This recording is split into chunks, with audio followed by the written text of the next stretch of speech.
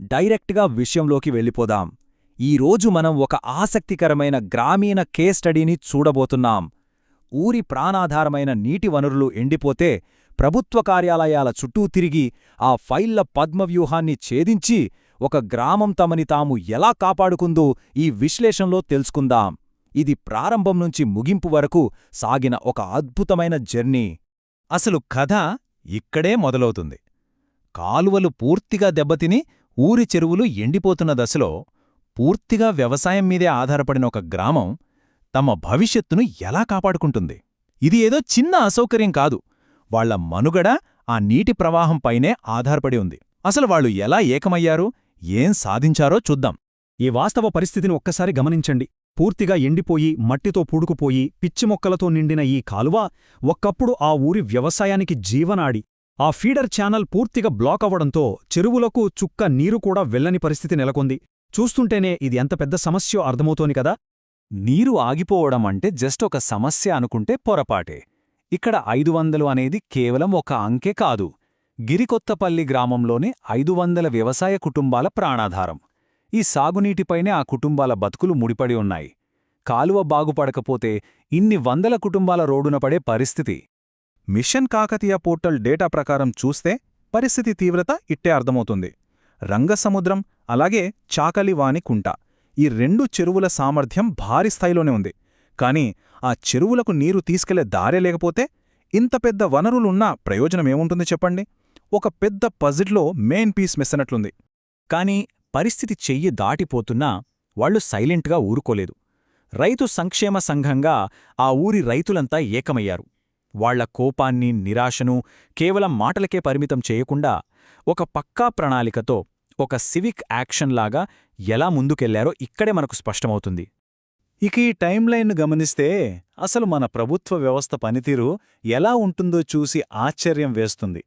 2021లో ఒక చిన్న పిచ్చిమొక్కల తొలగింపు విజ్ఞప్తితో మొదలైన వ్యవహారం 2022 నాటికి రైతులు స్వయంగా శ్రమదానం చేసేలా చేసింది.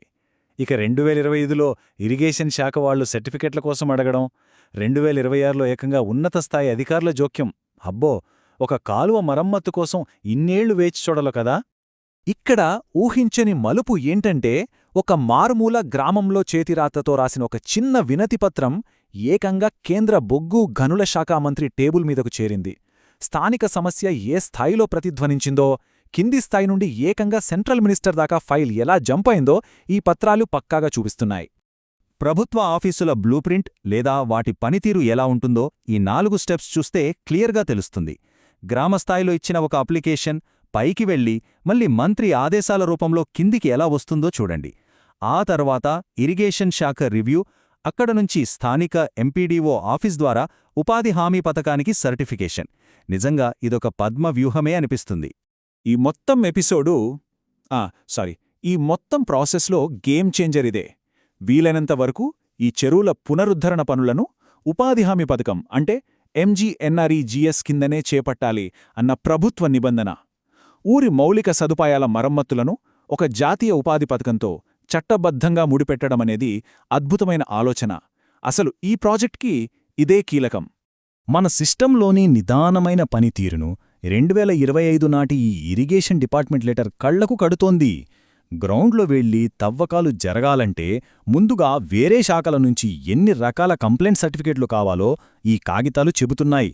అసలు పనికంటే ఈ పర్మిషన్లకే ఎక్కువ టైం పడుతుంది సుమా. ఉపాధి హామీ పోర్టల్లోని ఈ బడ్జెట్ బ్రేక్డౌన్ చూస్తే ఎవరైనా ఆశ్చర్యపోవలసిందే.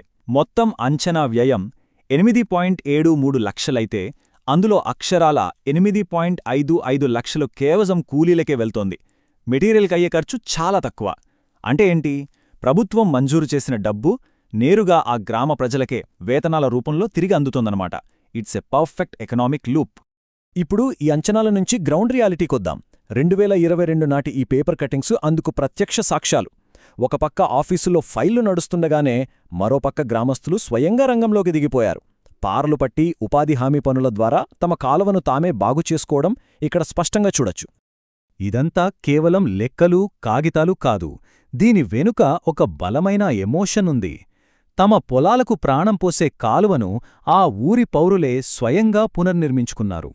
తమ కష్టాన్ని తామే తీర్చుకుంటూ దానికి వేతనం కూడా వాళ్లకే రావడమనేది వాళ్ల సాధికారతకు ఒక గొప్ప నిదర్శనం. నిజమైన గ్రామస్వరాజ్యమంటే ఇదేనేమో.